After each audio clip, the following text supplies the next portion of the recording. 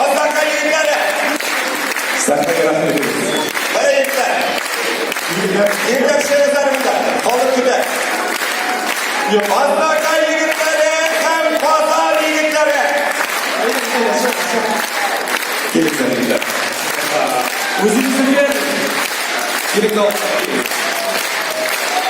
Allah'a yigitler.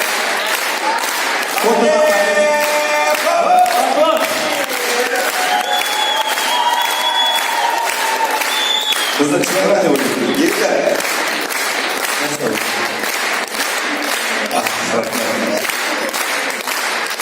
Bilasizmi?